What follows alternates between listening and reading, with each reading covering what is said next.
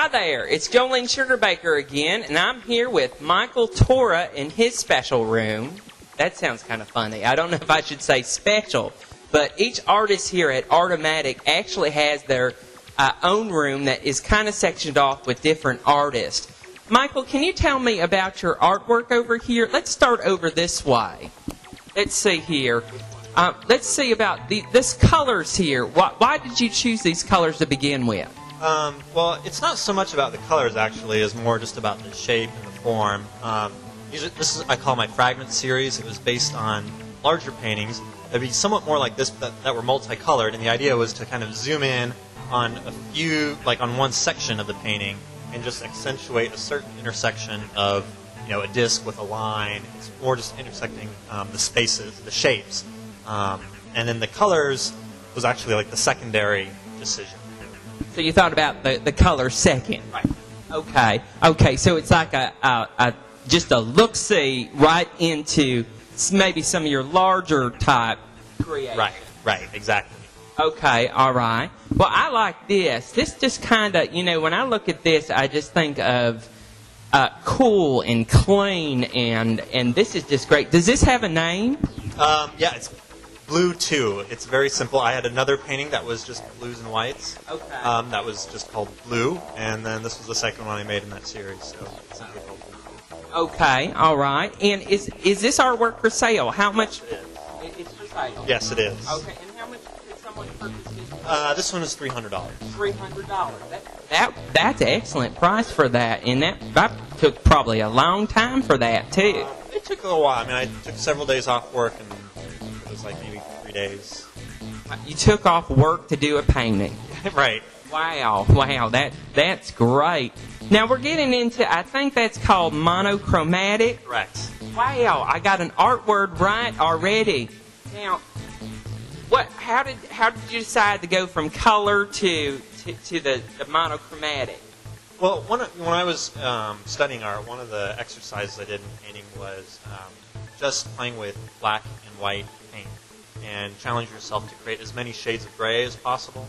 And so this is sort of kind of in that heritage or whatever, just seeing how many things you could do with a very limited palette of just two colors. I just had one tube of white paint, one tube of black paint, and just created what I could with that.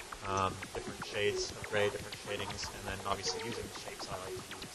Wow, and I see that you got a lot of different shades of colors, grays and blacks and darker colors, and it's just a mixture. I like that. And now we're getting over to the I see it says sun, and it just automatically just draws me right on in.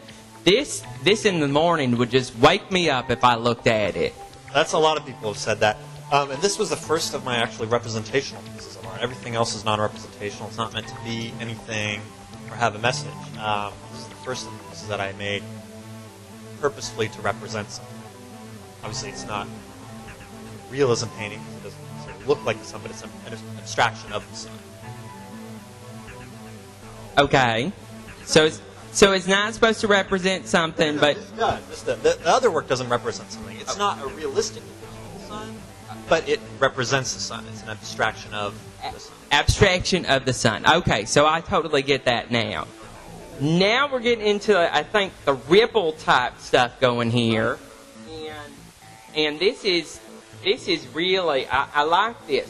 It seems like there's movement going on here, and this would look great in my trailer, to be honest with you. Not that would be discounting it. It would look great in a mansion too. Oh, I'm but very flattered.